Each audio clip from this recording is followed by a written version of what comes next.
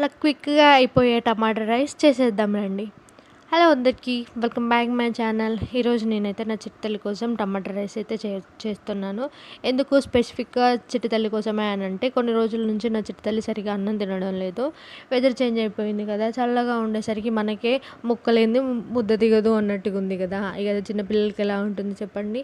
అందుకే ఈజీగా మళ్ళీ మనం పిల్లల లంచ్‌లోకి కూడా ఈజీగా పెట్టేసేయొచ్చు కదా అనేసి అయితే నేను ఆ వీడియో తీసే ముందు తీయొద్దు అనేసి అనుకున్నాను. కానీ ఎవరికైనా ఉపయోగపడుతుంది కదా అనేసి అయితే వీడియో స్టార్ట్ చేశానన్నమాట. నేను, నా చిట్టి తల్లి, మా వారు మేము ముగ్గురమే కాబట్టి మాకొక గ్లాసు అండ్ హాఫ్ గ్లాస్ అయితే మాకు రైస్ తీసుకున్నాను నేను. వాటిని ముందే కడిగి నానబెట్టుకున్నానన్నమాట. ఎందుకనంటే ఇది కొత్త రైస్ కాబట్టి కొంచెం ముద్దలాగా అవుతుంది. అలా కాకుండా కొంచెం గుల్లగా, పుల్ల పుల్లగా రావాలి అనేసి అయితే నేను నానబెట్టుకున్నానన్నమాట. ఇప్పుడు ఒకొక్క గిన్నె తీసుకొని అందులో ఆయిల్ వేసుకుంటున్నాను. మీరు నెయ్యి కూడా యూజ్ చేయొచ్చు. కానీ నెయ్యితో చేస్తే నా చిట్టి తల్లి తినడం లేదనేసి నేనైతే ఆయిలే తీసుకున్నాను. ఆయిల్ పోసుకొని ఆయిల్ హీట్ ఎక్కాక 2 బగారా ఆకు,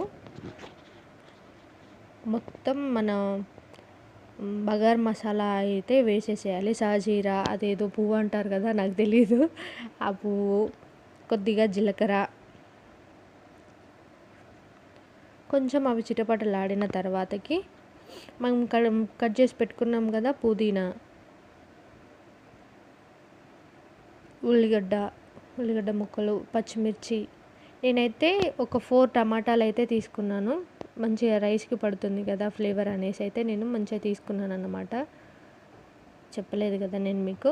ఓకే, 4 టమాటాలు, ఒక ఉల్లిగడ్డ, 2 పచ్చిమిరపకాయలు, కొద్దిగా కొత్తిమీర, కొంచెం పుదీనా అన్నమాట. సారీ చెప్పడం మర్చిపోయాను. ఇప్పుడు ఆ 4 టమాటాలన్నీ ఇలా కట్ చేసి వేసుకున్నాను. ప్యూరీ కూడా చేసుకొని వేసుకోవచ్చు. కాకపోతే నాకు అంత టైం లేకుండే, అందుకనేసి నేను తొందరగా చేసేసాను. అప్పటికే నా చిట్టి తల్లి ఆకలి ఆకలి అంటుందనేసి నేను ప్యూరీ చేయలేకపోయాను. టమాటాలు ఇలా కూడా వేసుకొని చేసుకోవచ్చు. ఇలా కూడా బాగానే ఉంటుంది టమాటా రైస్.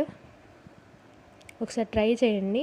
ఇప్పుడు టమాటాలన్నీ వేసిన తర్వాత టమాటా పైననే ఉప్పు చల్లుకోండి. నేను ఉప్పు వేసుకున్నాను కొంచెం, కాకపోతే వీడియో రాలేదు, నేను పైన నుంచి వేసేసాను.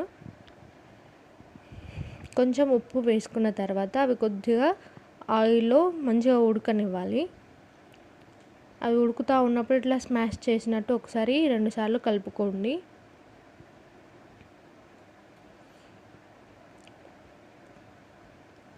కొద్దిగా అవి మగ్గిన తర్వాత, అంటే దాని ప్యూరీ అంతా టమాటా రైస్ అంతా ఆయిల్లో మొత్తం ఉడికిన తర్వాతకి దాంట్లో అల్లం వెల్లుల్లి పేస్ట్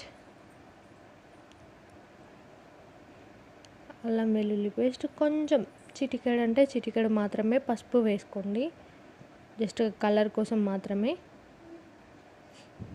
పసుపు వేసుకొని మంచిగా కలుపుకోండి.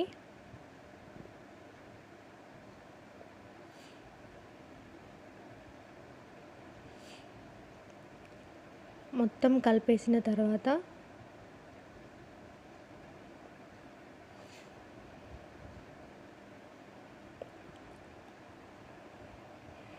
మొత్తం కలిపేసుకొని టమాటా మొత్తం మగ్గిపోతూ ఉంటుంది. మగ్గిపోయిన తర్వాతకి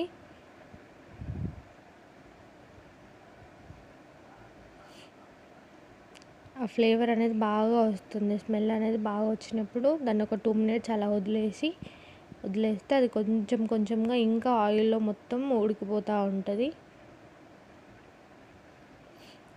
అప్పుడు నేను తీసుకున్న రైస్కి 3 గ్లాసుల వాటర్ అయితే సరిపోతుంది. మాకు 3 గ్లాసుల వాటర్ అయితే పోసుకుంటున్నాను.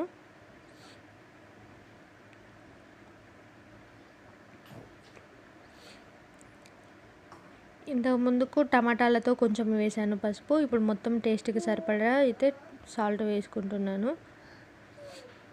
వేసుకున్న తర్వాత ఒక 5 నిమిషాలు ఉంచేస్తే ఇలా ఎసరు వచ్చేస్తుంది. ఇలా రాగానే మనం కడిగి నానబెట్టి పక్కకు పెట్టుకున్న రైస్ అయితే ఉంది కదా, ఆ రైస్ని అయితే అందులో వేసుకోవాలి. రైస్ అందులో వేసుకొనేసి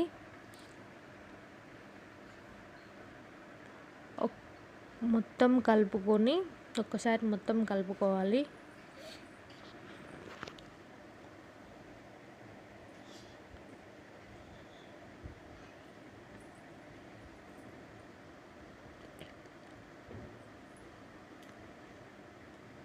మొత్తం రైస్ అంతా అందులో వేసేసుకొని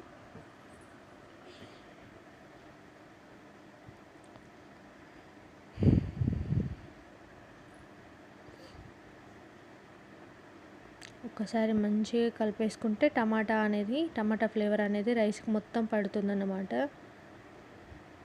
అలా ఒకసారి కలిపేసి మూత పెట్టేసి ఒక 10 మినిట్స్ వదిలేసామనంటే ఎంతో టేస్టీగా ఉండే టమాటా రైస్ అయితే రెడీ అయిపోతుంది. వీడియో ఎలా ఉందో